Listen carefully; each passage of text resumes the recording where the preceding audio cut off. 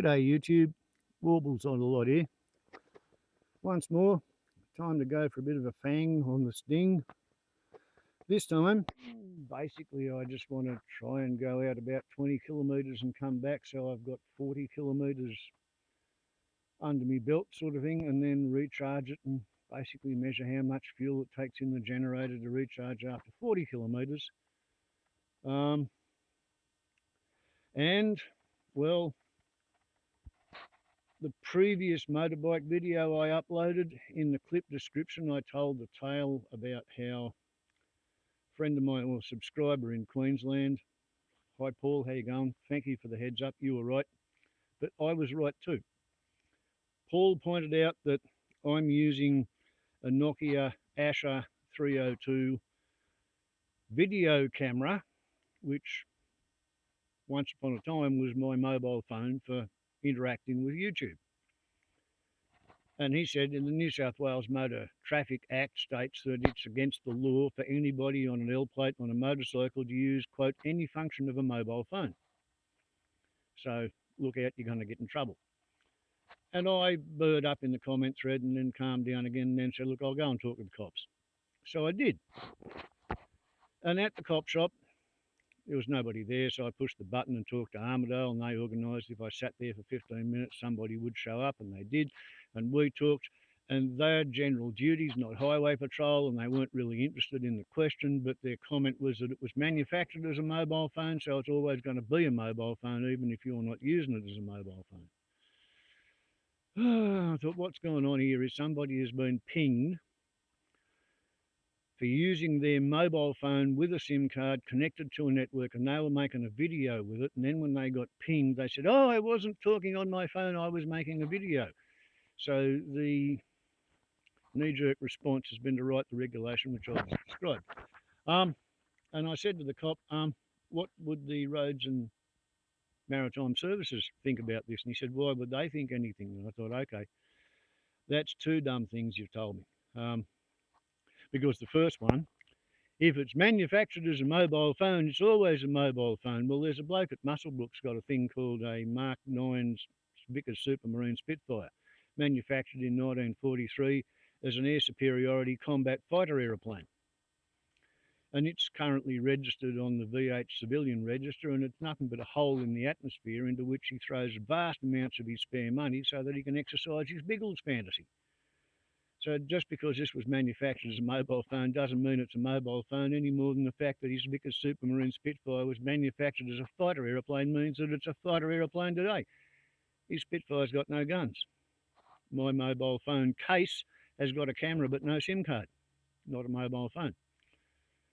Okay, but no point in having an argument with a policeman who's not interested. So I went up the road and I talked to Roads and Maritime Services. And the ladies there, you know, one started answering the questions and then another one paid attention, then another one came out of the office to listen. And they basically said, we can't see why what you're doing is wrong. But it's not our job, so here's a phone number, talk to somebody in Sydney. So I talked to the wrong person in Sydney, who put me on to the right person in Sydney. And as of the 16th of April, somebody called Linda at 9:45 in the morning at the Licence Regulation Department, Licence and Registry Regulation Department for motorcycles at the Roads and Maritime Services Department. Listened to the whole story, and they basically responded by saying, what you're doing with a chest-mounted camera rather than mounting it in a commercially available mounting on the motorbike, which is certainly legal. You're not mounting it on your head, which is illegal, because if you've got a GoPro on top of your helmet, instead of skating smoothly past the rocks and the obstacles when you're sliding down the road after you fall off, your GoPro will catch in a rock, crack, and it'll break your bloody neck, you fool. The other reason you're not allowed to put a GoPro on your helmet is there's a marvellous temptation while you're riding straight ahead to swivel across and frame what's interesting in the paddock beside you. And then you go arse up a gum tree, so you can't do that either. But she said what the regulation and the legislation says is the commercial camera mount, which I haven't got as well, because they never imagined anybody would cobble up a chest mounting breastplate with a socket to put a once mobile phone, now in use as only a video camera.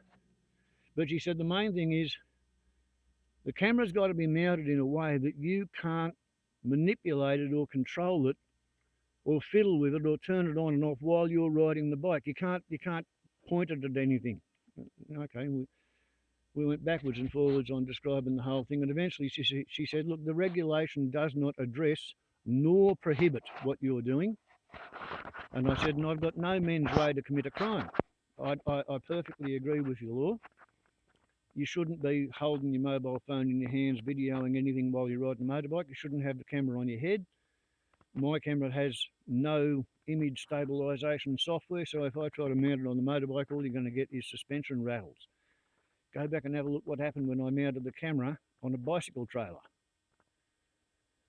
Vibration sitting. And I explained to the lady, back in the 1990s, I used to take VHS video footage air to air sitting in the back seat of an ultralight, because if you mount a movie camera on an ultralight, the engine vibration shakes the shit out of the camera. You might even lose the lens and the eyepiece. So they mount the camera on a big lump of meat, and the meat absorbs the vibration. You're listening to the lump of meat. That's why this camera works like this. Anyway, I'm going to go for a bit of a ride, despite the fact that it looks like it's going to rain, because it's 4 times in the last day I've got to this point and decide, oh shit, it's going to rain. I might not get any full distance, and I might wind up coming home with a wet ass, having discovered what it's like riding an electric bike on the road in the rain. I don't know. We will see. Okay. In theory, the camera's running, and as you can see, I have to put glove number 2 on after I've started the camera, because with the $80 gauntlets, even with the little settings, I can't actually reach around the camera to turn the thing on. Okay, and it says wait because the kickstand's down. Now it says wait because I haven't done what's necessary to get it to be ready. So we've got 100% shown on the battery.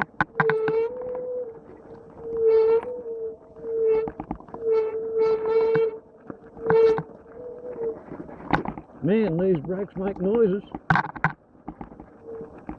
And yeah, I don't think I'm going to get a very long ride at all. I am going to just slightly adjust that wing mirror, and just slightly adjust that wing mirror.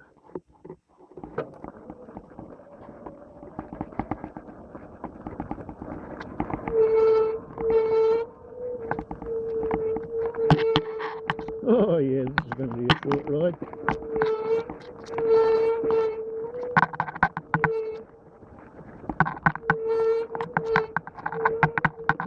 Oh, look at that. See, I've got a bloody mountain behind me, so I can't see what's on the other side of the hill. And yeah, it was a blue sky this morning, and then it clouded over. And then I decided, right, I'm not going to get to go for a ride today because rain is forecast. So I started the generator, then I used the belt sander, and I got into sanding the new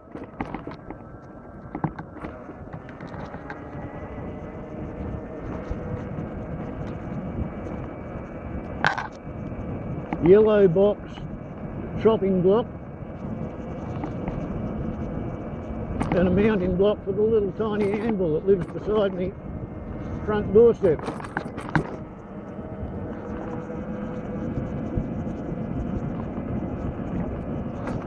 And I wanted to sand that because I wanted to get it really, really smooth before I varnished it or oiled it with Danish oil, which I wanted to do before I could count the rings and establish that the big straight yellow box tree that died in the drought, in which I had tree surgery last year. It was, near as I can figure out, 200 years old.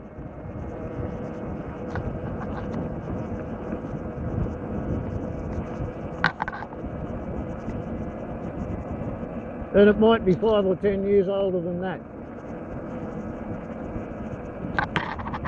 200, 220. Yeah, 220 years old.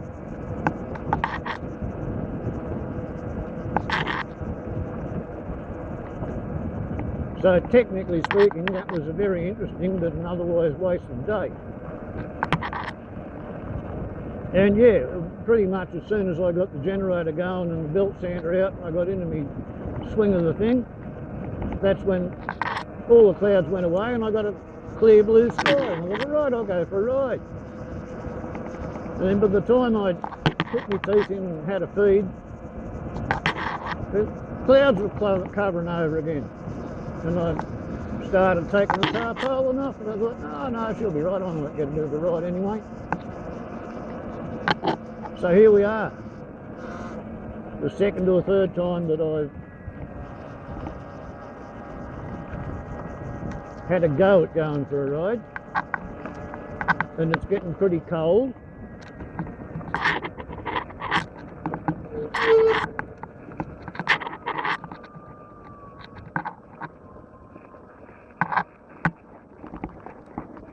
And I think I'm going to invest in the bottom half of the Evel Knievel suit.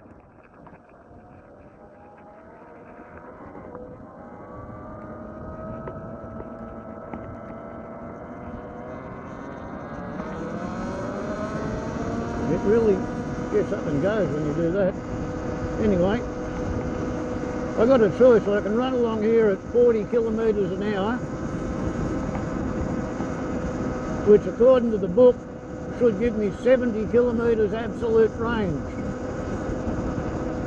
which would mean about 60 kilometres on probably 85% of the battery,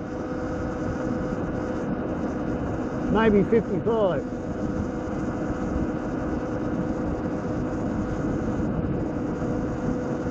And I think I might sort of have a go at learning to ride at that speed. Because yeah, on the highway 40 is okay, full speed is okay, but full speed on the highway chews a lot of power.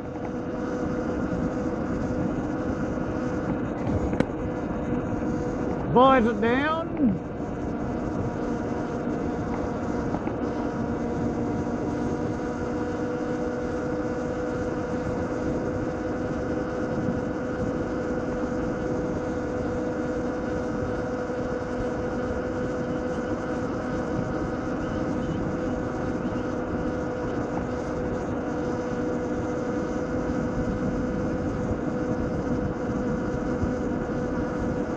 Not actually particularly pleasant, this ride today.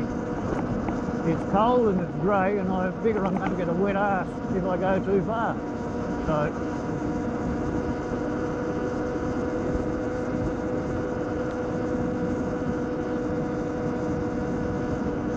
.30 watt-hours per kilometre for 40 kilometres an hour.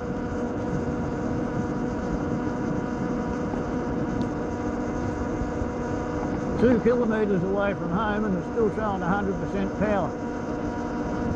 And on the power side, I don't know, I think I might have annoyed my battery by leaving it wrapped up under a tarpaulin for too long between maintenance charges. The charge port has 3 little pins. One of them is a common negative and the other 2 are positive. And there's about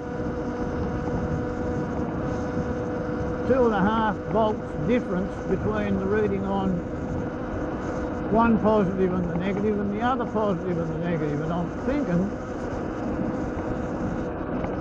this is a 60 volt 38 amp hour battery, and I think it's 16S. I'm suspecting it might be 2 stacks. and the stacks are accessed in series and they're charged in parallel. And because I've a couple of times charged it up to 95%, I think one stack has consistently missed out on being topped off. Don't know. It's just a suspicion.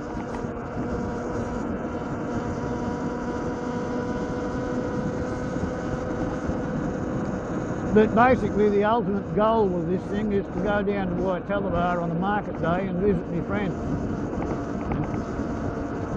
Probably take the battery charger for the bike in my backpack and charge it up down there and then come home afterwards. And to do that I've got to be able to go 50 kilometres away going down 2,000 feet. I've got to be able to come back the same distance climbing that amount. And I'm thinking I'm probably going to have to come up the big hill in economy mode. But yet we're 4 kilometres away and we've only dropped to 99%. So I can see how much better this thing's going to perform at 40 than it does at full throttle. And considering that full throttle is only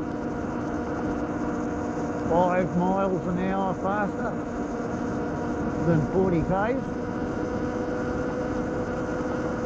Like 40 k's is 25 miles an hour, 48 k's is 30 miles an hour. 25 or 30 versus probably 20 or 30% more range.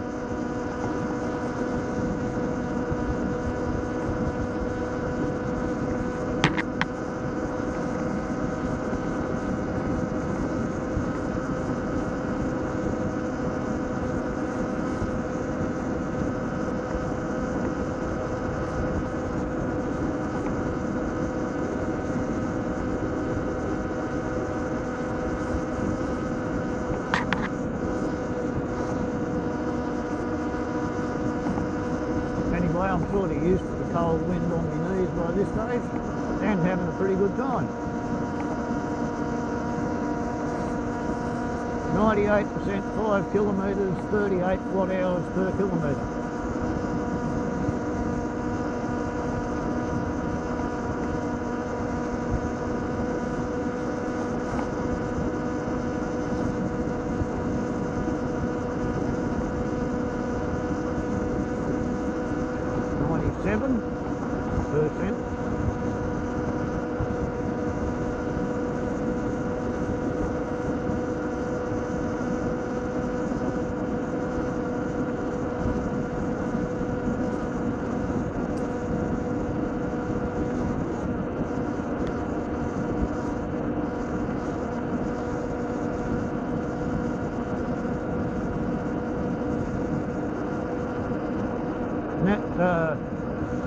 Sunday drive to Rangers Valley, when I was coming back,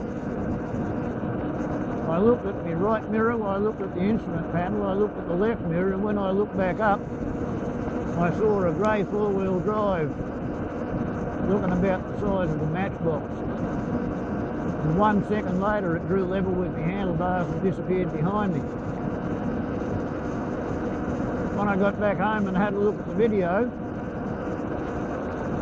it printed on the film, or on the video, about 2 seconds before I saw it. But basically, that was being driven by one of those fellas who likes to drive right on the centre of the bloody road in case a kangaroo or a deer or something jumps up from either side. My theory is, in that time frame, even if I'd had my head up and looking at him and seen him at the 3 second mark, if I was in the centre of the road, I don't think I could have got out to the correct spot in order to miss him without heading off into the bloody weeds at 20 or 30 degrees divergence from the road and accepting whatever sort of crash landing I got in the paddock. So for the purposes of defensive riding, yeah, you've got to be out over, you know, right on the left-hand edge. just so that if somebody comes over the top of that bloody crest up there, if they're in the wrong spot, there's nothing I can do about that. All I can do is just stay as close over here as I can and hope they don't collect me, because if they run into me head on, I'm fucked.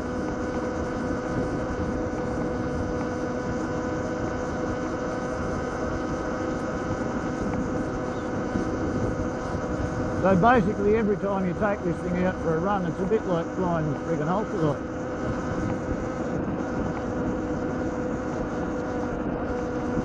Which somebody once described to me, you're sitting on the edge of a cliff in the sky.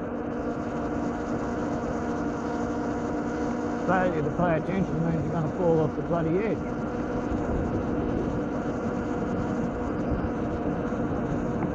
Big black wallaroo.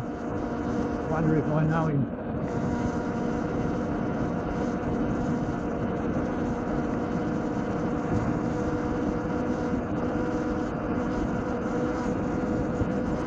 I wish you could educate car drivers and truck drivers to how marsupials are not meant to be nocturnal.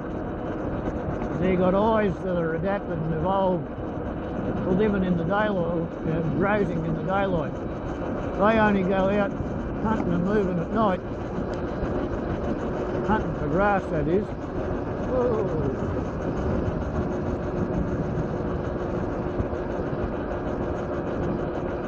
They only go out there grazing at night and moving at night because there's guns on the landscape. Back in the days when Australians stuck pretty close to the campfire because they didn't want to risk getting harassed by spirits out there in the dark,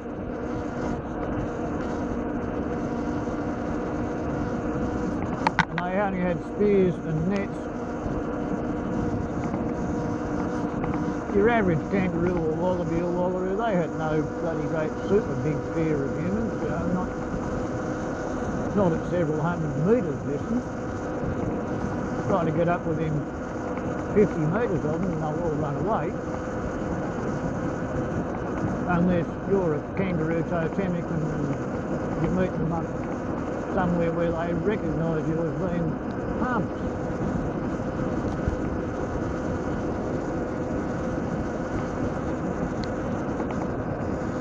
8 kilometres, 5%, 35 Watt-Hrs per kilometre. Yeah, 41 k's going down along here. So you introduce guns to the landscape, and all of a sudden the marsupials are too bloody frightened to go out grazing in the day. They spend all daytime hiding, and they go out at night time. And they're on the side of the road grazing the green pick, because most of the time there's no sheep and cattle on the side of the road, so that's where there's most grass. And the thermal effect of the bitumen means that you get a lot of dew and runoff from the bitumen on the roadside birds. So this is the grass that gets watered every night unless it's too windy, even in the drought. So your wild marsupials are along the side of the road looking for the green roadside pick. And then they hear the noise of somebody's tyres on the road. That's the loudest part of a car when it's coming from a distance. And the kangaroos or the wallabies, their first reaction to a potential danger or a threat is to freeze. So they freeze, and the vehicle approaches and approaches and approaches, and as it approaches, its headlights make them get blind. You all right? See now that little redneck wallaby, she just saw me coming and hopped away. Because this thing's got headlights burning all the time. I think it was along here I nearly got skidded on Sunday. The car come around this corner, because I was coming around the other corner. Yep, they're going away too. But I did slow down. So anyway, as the vehicle arrives, its headlights reach out and blind the bloody marsupial, and then the marsupial, terrified by the noise, can't see anything, except in the cone of illumination provided by the headlights. So guess where the marsupial hops? Into the only place they can see anything, right in front of the vehicle. Smack bang. Don't quite know why it is that in low light conditions they'll quite often jump up out of a ditch and try and cross the road at the very last instant, but my favourite theory is that their mother or their footling is on the other side of the road, and they're either reaching out for mummy comfort or they're trying to get to their offspring in an emergency. So really the only thing you can do to prevent all this shit from happening is slow down.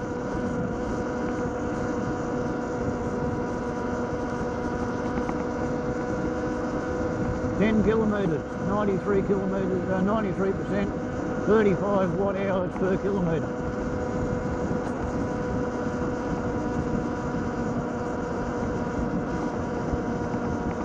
After my ride on Sunday, I was having a look in the owner's manual, and I noticed for the first time that when I get to 300 kilometres, I've got to drain the bloody gearbox oil and replace it.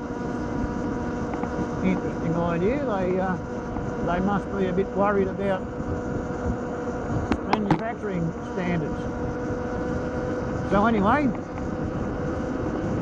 I read on further and it says the procedure is undo the drain plug and then take the dipstick out and the oil should run out. If the oil fails to flow out of the gearbox, unclog the magnetic donut which the drain plug goes into. Like, oh, well, maybe there's a magnet on the end of the drain plug, but that's your first test, is loosen the drain plug. Don't pull it all the way out, just loosen it and you should get oil flowing out. If not, there's going to be iron filings on the magnet.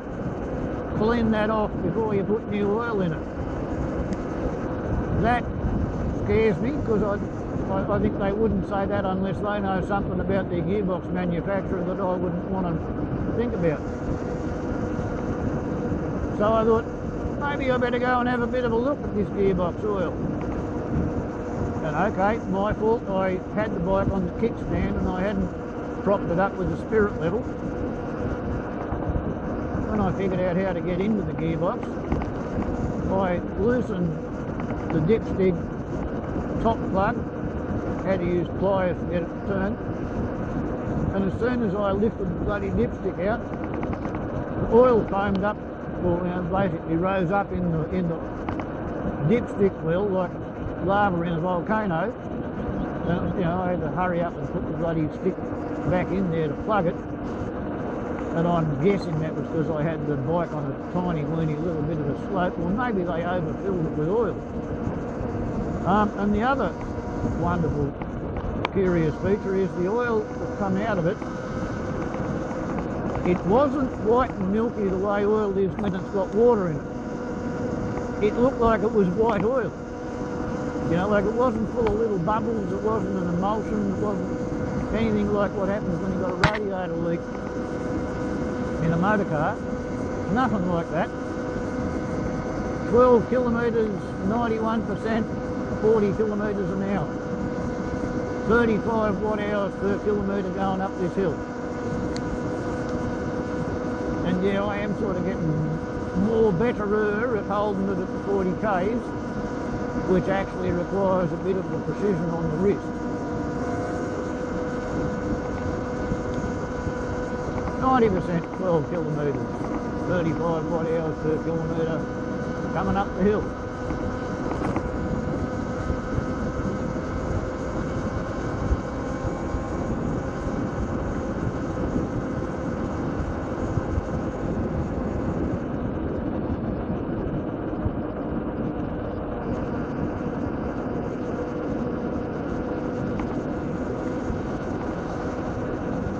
Blue tongue on the road. I think he had blood coming out of his mouth, so he's already been hit.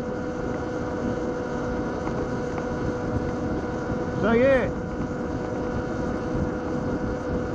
if only people would recognise the fact that marsupials are bloody terrified about being run over or shot. That's why they hide at night time, and their eyes are not adapted to living in the dark, so they do not do well at it, especially around roads. But they're attracted to the roads because, well, for one, that nobody shoots from the road. They just drive too fast and run over it. And yeah, I don't know what the story is going to be on the gearbox oil. I'm going to assume that for the first 300 kilometres they got a different style of gearbox oil to what they want you to run on for the rest of the machine's existence. It's not behaving like it's got a shitty gearbox. It's not overheating, you know, like in all the riding when I get back I use a infrared thermometer, and you know, like if the air temperature is 18 degrees then you might get 20 or 24 on the top of the battery case on the bike or on the motor case. Nothing's getting hot, nothing gets hot when you're charging it.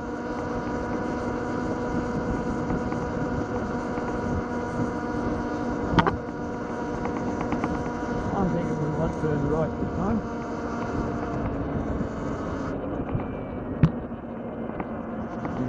Getting a bit smart coming down into economy mode before coming up to the interim section.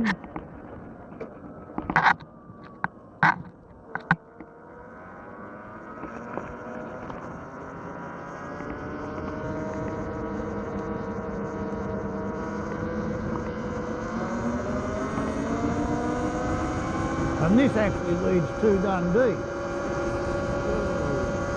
Sorry, I was looking out to my right with that bloody cloud over there, and that was up to 46, so back down to 40. 88%, 14 kilometres.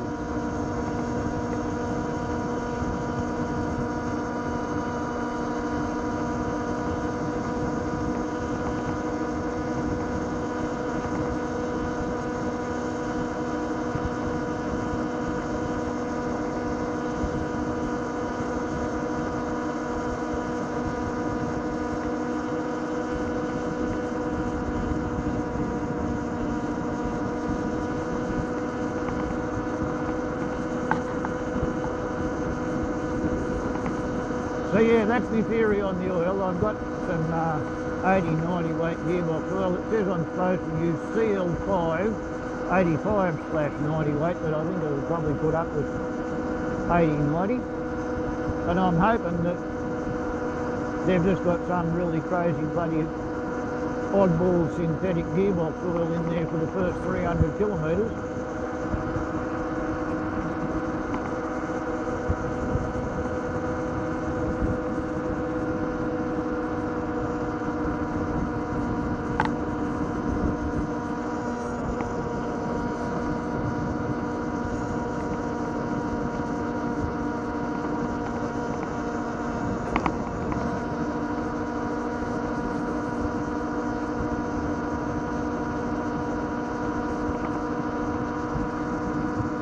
Brigade captain's mailbox is pretty large and pretentious.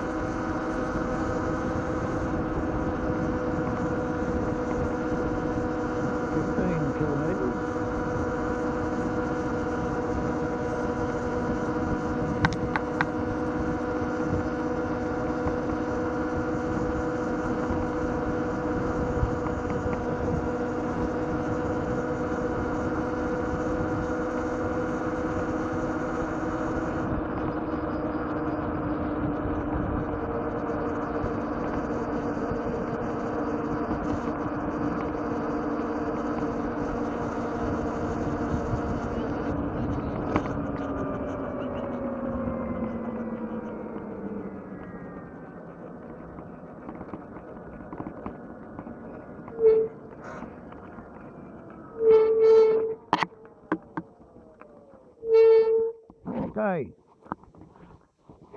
out over there on the horizon, that little clearing there, I'm pretty sure that's my place. Because over there, on that little hill, that's Hogues Mountain and the tower that I upload from. And that clearing there with a right angle on it, up there, That is where my driveway goes up the hill, and then you go through the gate and I'm on the other side of it. So that's kind of a bit interesting, I thought.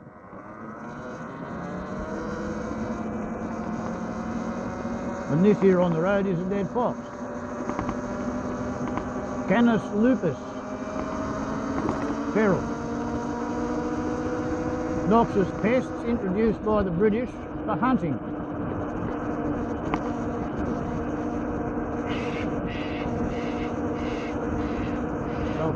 Cockatoo, and there was a top-knot pigeon as well as the magpie.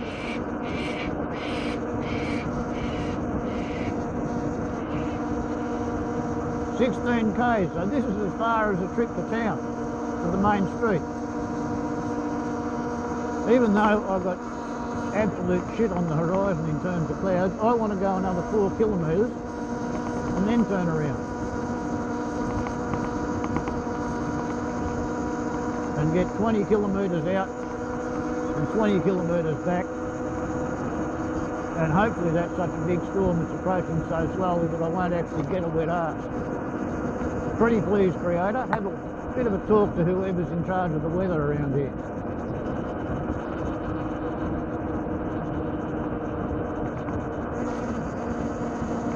And no, that was not a joke. I'm one of those people who prefers to have a powerful God theory. Omnipotent, got power over everything, so it can be done. Omnipresent, literally everywhere simultaneously all at once. And omniscient, so therefore knows everything about everything. Fully aware of everything that's going on. And in respect to the God theory that I choose to believe in, competent and benevolent. What the hell's the point of having a God theory that's not competent and benevolent? You want a bloody incompetent God theory? There's plenty of them around. The easiest way to tell whether your God theory is competent or incompetent, if you've got an incompetent God theory, a powerless God theory, then when something frightens you, you're supposed to pick up a death machine and kill it. And you're supposed to tell yourself that's doing God's work, killing anything that frightens you. If you've got a God theory like that, congratulations, you've got a powerless God theory. And I can't see the point in having a powerless God theory, bugger it.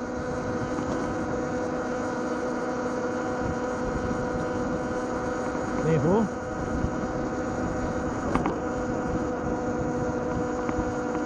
I'm hoping my God theory saves me from a wet arse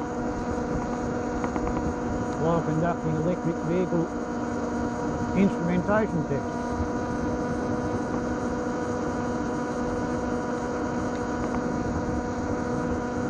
"18 clicks, 84%, 38 watt-hours per kilometre."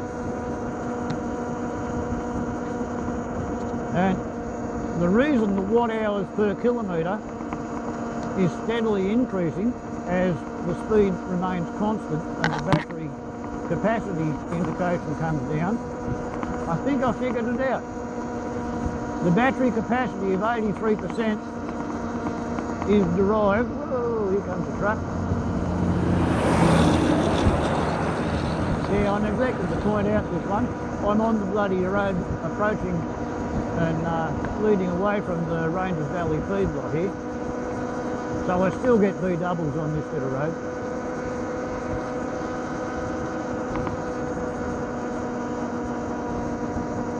And now I forgot what the bloody hell I was talking about.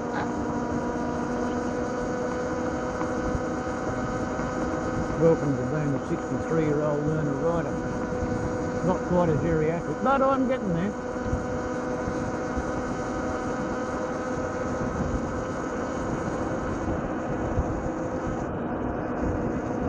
That's right, battery voltage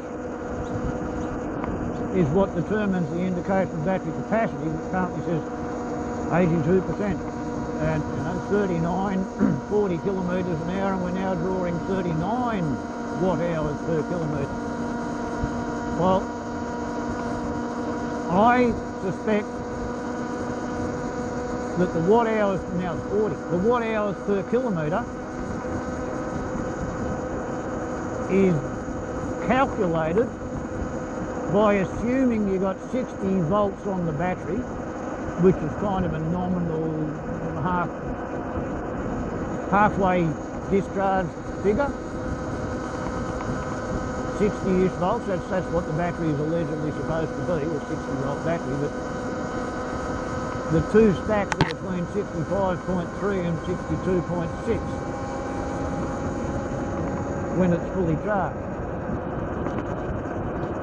So the bit of software that assumes there's 60 volts and it measures the current going into the motor, and it takes about half a minute to figure it out, it comes up with an entirely synthetic calculated reading of watt-hours per kilometre, which steadily rises as the battery voltage drops, as its capacity drops.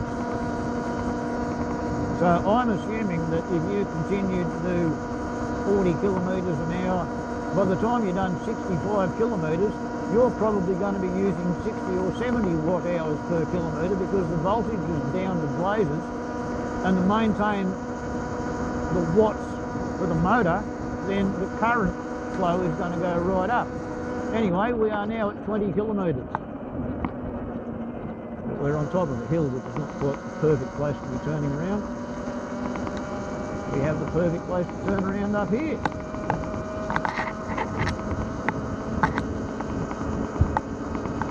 We have along the front railway line. Jesus Christ, it's getting black.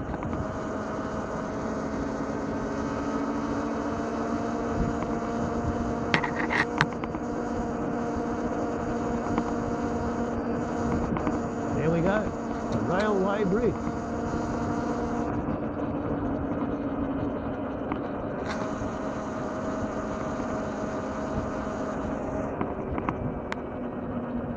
We go into eco mode.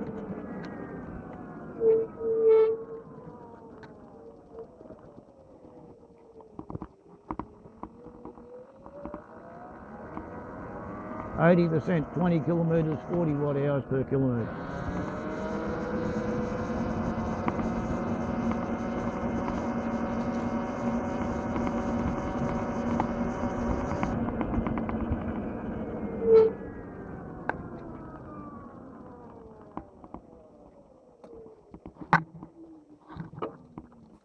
Right, and that is what you get for your railway line. There are tracks, I think, and of course, as petrol comes out of the economy, at some point, they might get that thing going again. Perhaps.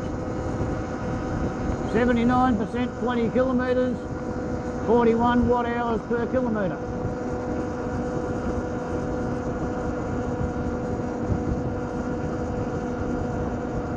Basically, the idea is if I'm going to get stranded,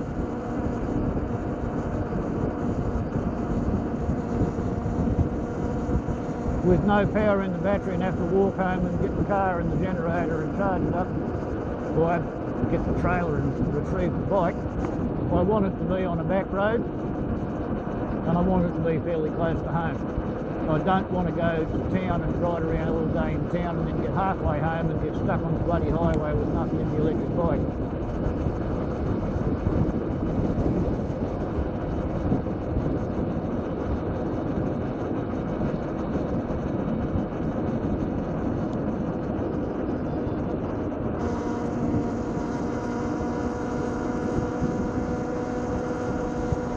Clicks, 40 watt-hours per kilometre, 79% of the power used.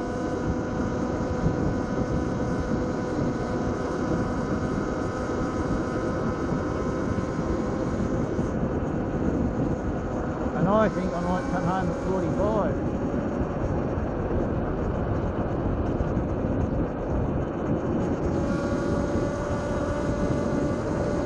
Even 47, because that's where after is looking closer and more imminent.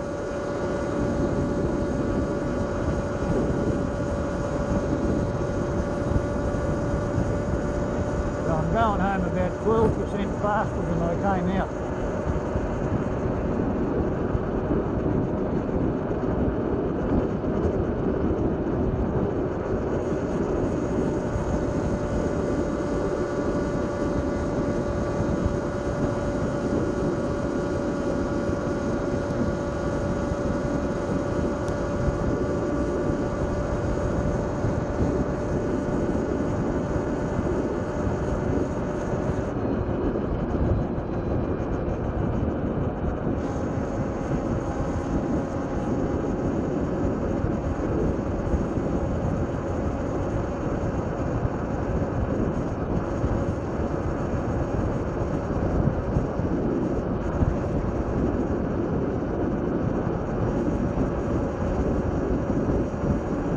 be good when I get the bottom half of the Evel Knievel suit.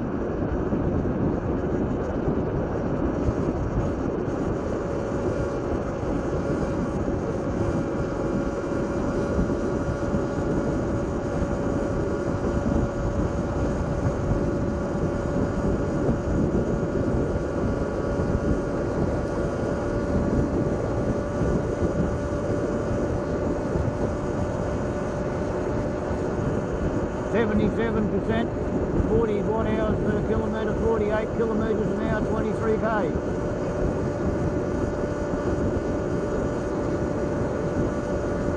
.47 here on the flat. Steady 40 watt-hours per kilometre, 77%. 23 clicks. We've got a hill to go up now. This will be making a bit more.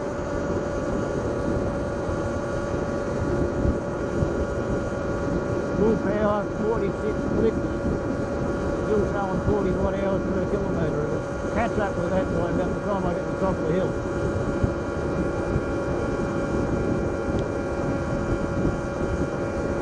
And the whole time you got the key on, the headlights are on, two 12 volt, 13.5 watt LED headlights. And your tail lights are on as well. You can't dip them. Can't switch them off. 41 watt-hours per kilometre, 24 k's, 76%. See, as the battery indicated capacity drops, the indicated consumption rises.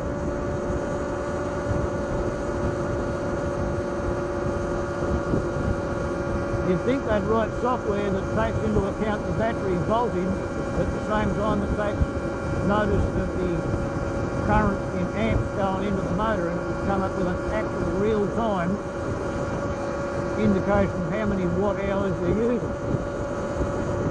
That house over there on the left-hand side, you can probably see it at this angle. You certainly will be able to see it when we go around this slight corner. That was the house lived in by the first person I ever heard of involved in sort of domestic violence and marriage breakups and stuff like that. His missus left him. This was back in the 1960s. And that was back before there was no fault divorce. It was a big social stick, and here comes the wind buggers. Yeah, broken families, marriage breakdown was a big thing. And I'm pretty sure the Catholic Church was involved on one side or the other of the marriage. She buggered off, but then she kept coming back for things and basically annoying. It might have been called reverse stalking if it was in the 90s, but back in the 1960s it was just a messy, broken marriage.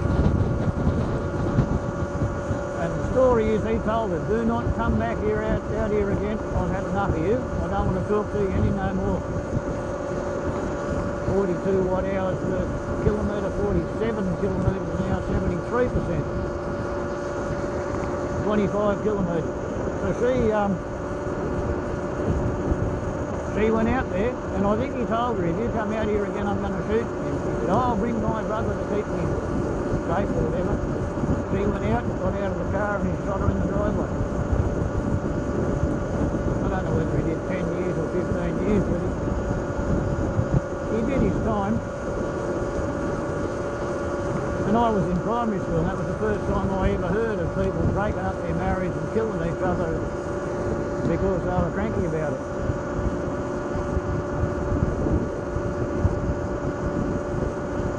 And here it is, bloody nearly 60 years later, and I haven't forgot about it.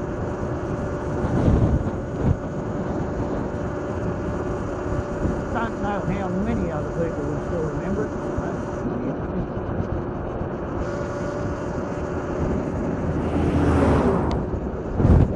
He gets a head nod, I'm not going to bloody try and wave at him.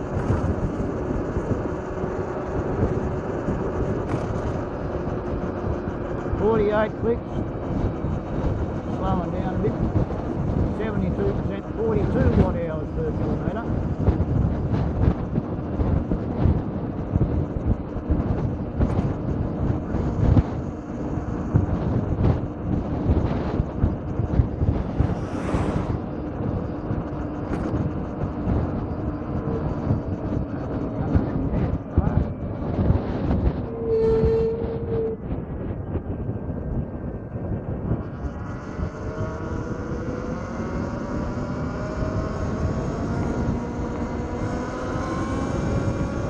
42%, 27 kilometres, 47 kilometres an hour, 42 watt-hours per kilometre into the wind.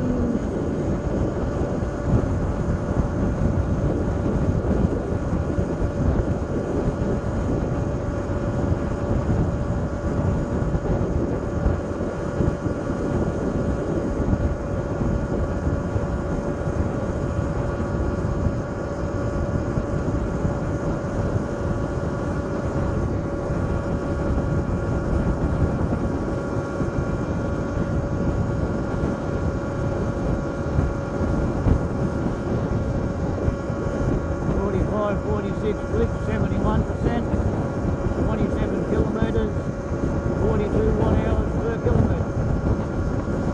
Yeah, I finally figured out its implementation. A little bit rough and gusty here.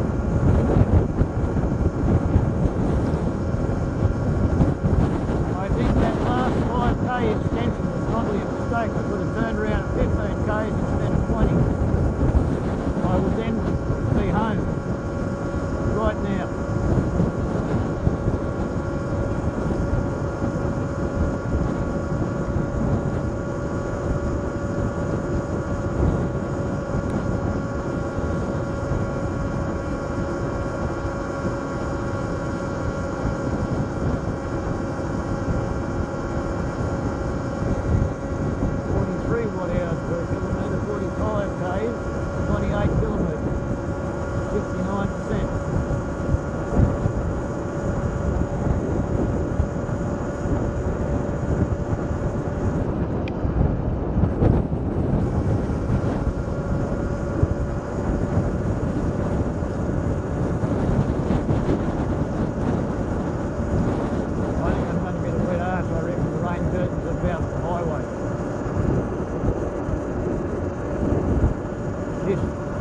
Got a lot more southerly in it. I thought it had westerly.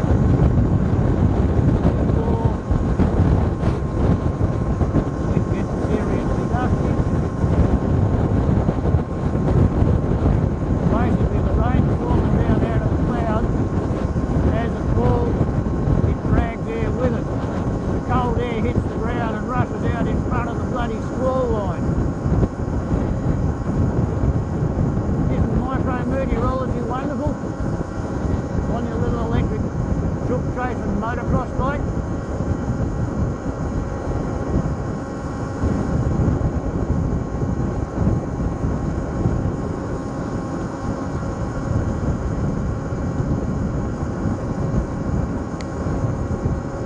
Yeah, this is about where that fella tried to shit out of me. I got to about here and he suddenly appeared and then whoosh, he was gone.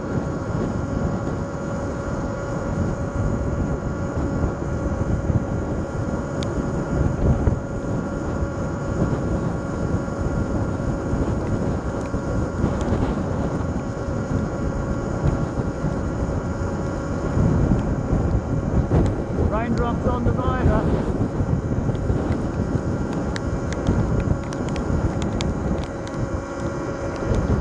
10 k's to go.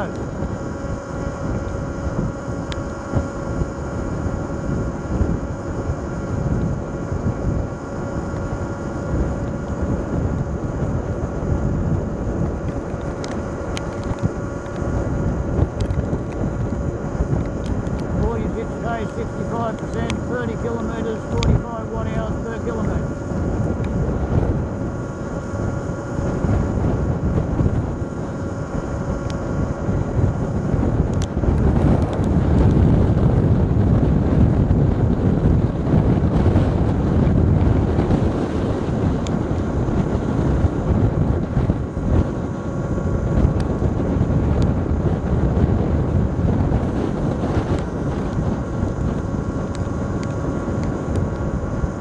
kind of like it better in the trees. They shield me from the wind gusts.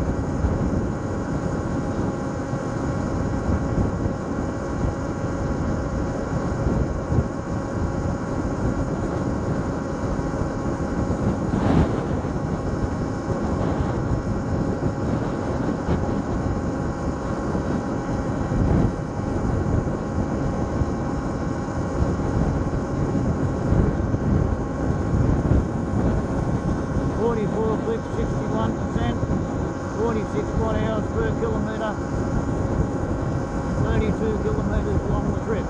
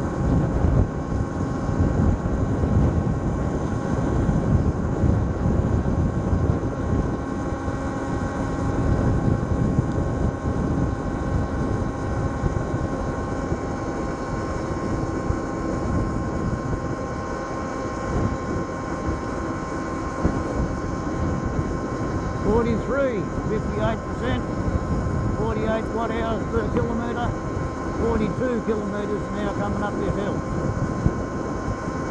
Probably the steepest hill on the trip.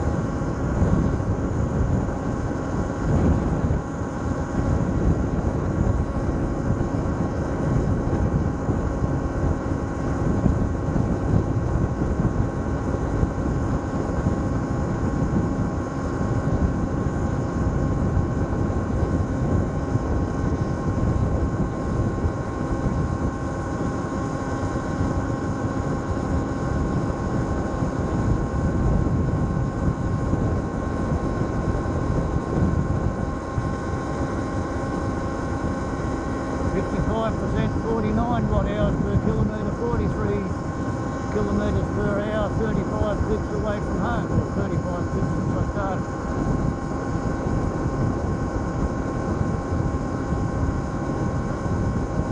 So this is about the same as a trip from the hut to town, 1 or 2 kilometres around town, and then home again. Maybe 3 or 4 clicks around town.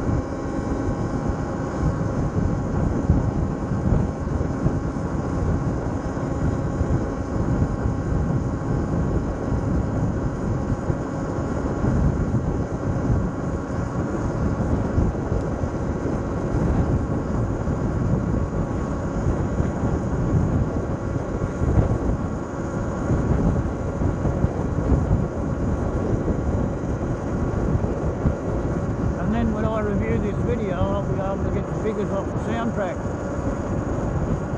while making calculations in my head, perhaps even drawing it on pieces of paper, graphing it, to figure out the turnaround point.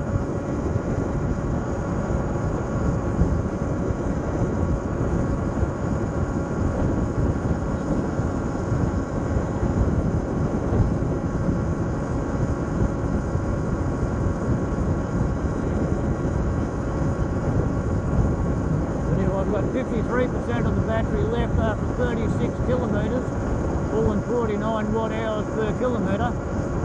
I would say yeah. At 40 k's you can do 60 kilometres and still have 20% of your battery untouched. That's my guess.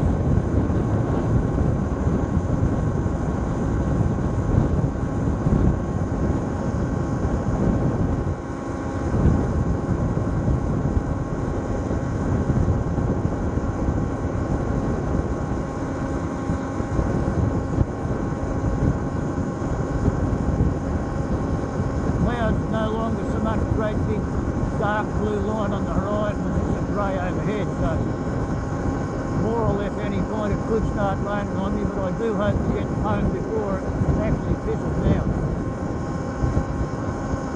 because I think it is going to piss down.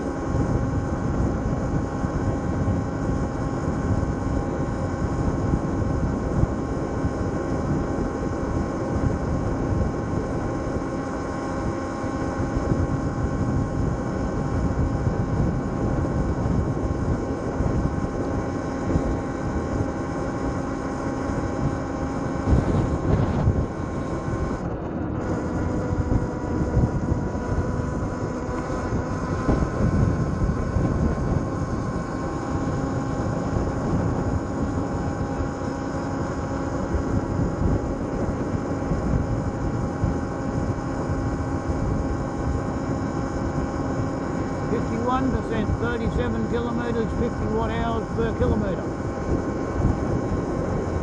43 kilometres an hour up this hill.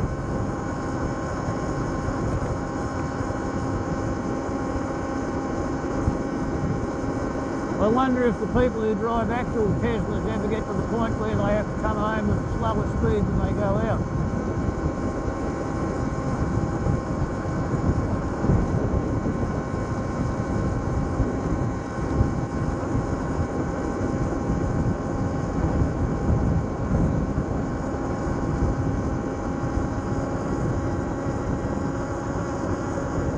50%, 38 kilometres, 50 watt-hours per kilometre.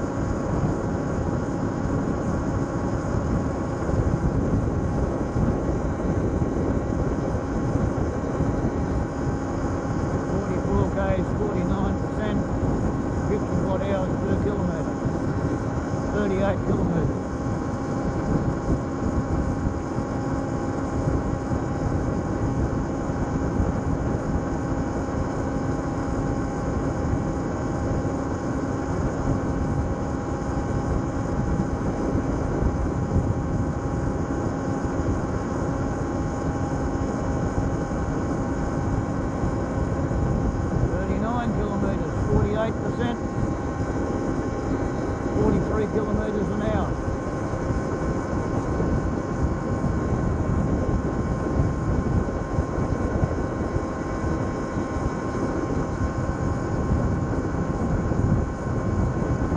I'm going to take very great delight in lighting the pot belly when I get home. Sitting inside and drinking a hot cup of coffee.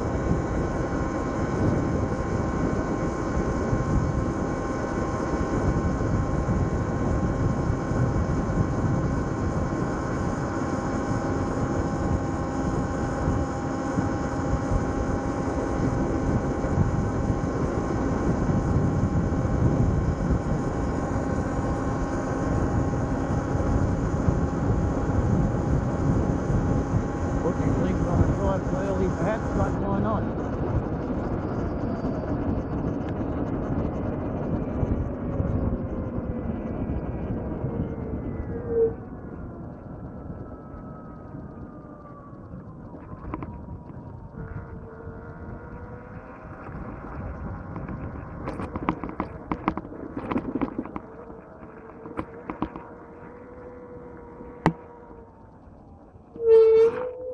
This time I'm going to go up the hill with my visor open so I can bloody well see, because it tends to fog up.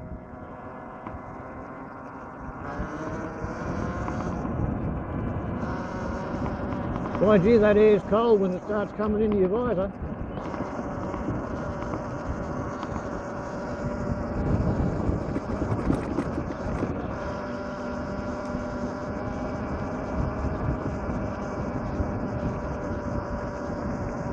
.40 kilometres, 32 clicks, 47%, 50 watt-hours per kilometre.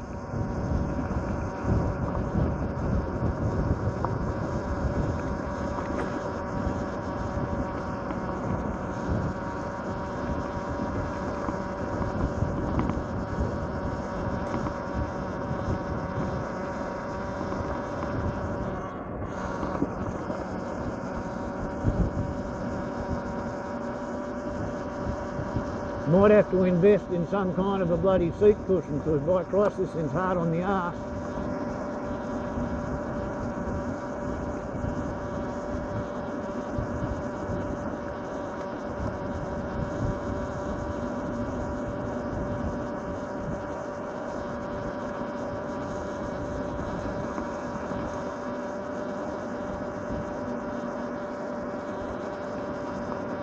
But anyway, see what I mean about a competent, benevolent, omnipotent, omniscient, omnipresent creator? I wonder why my daughter almost ran off the bloody road down. Those wheel tracks really went sort of out there then. She left at about 4:30 in the morning to go and work south of Armadale halfway to the coast.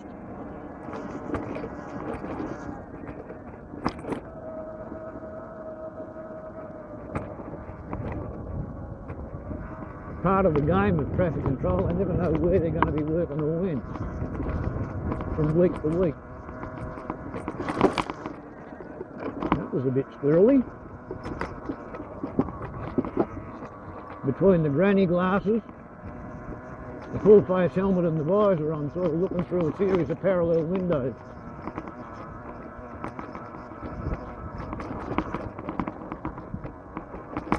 And I was probably going a bit too fast for the conditions.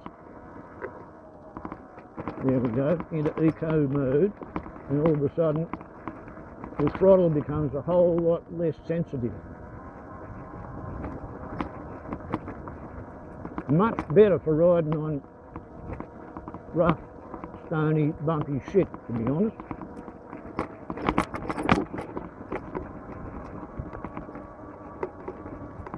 But anyway, there you go.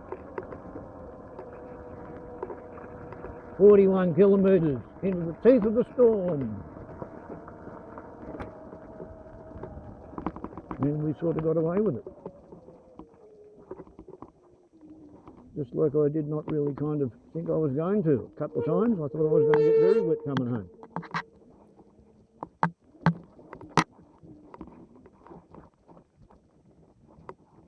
Right.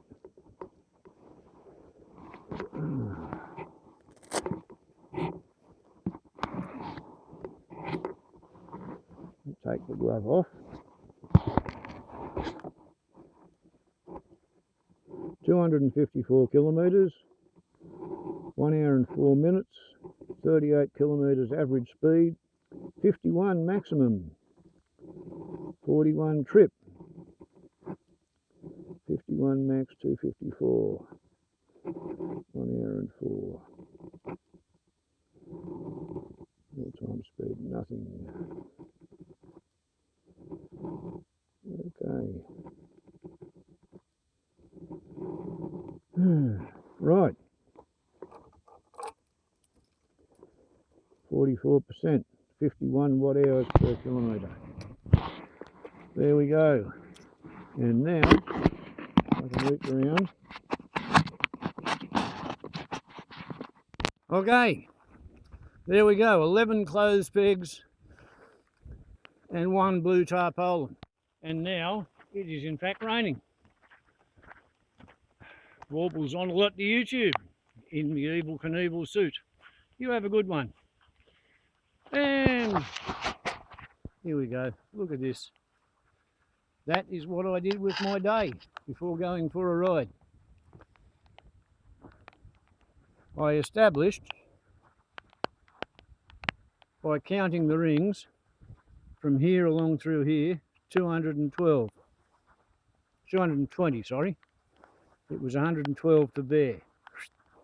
That is how long it took to grow this tree, which died in the drought and is slowly turning into firewood. Warbles on a lot to YouTube. Talaria Sting, L1-e, riding in the teeth of the storm. Ciao.